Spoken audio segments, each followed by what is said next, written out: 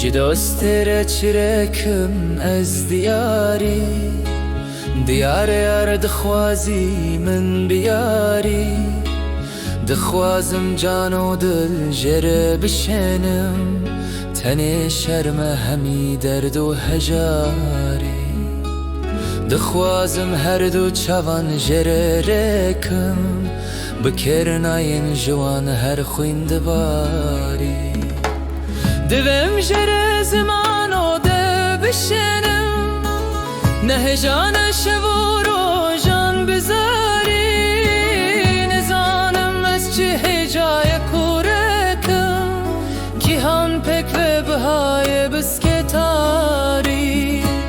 Serî naçare min danî li ber pê Mego şahim tu pêlêke siwarî Tenê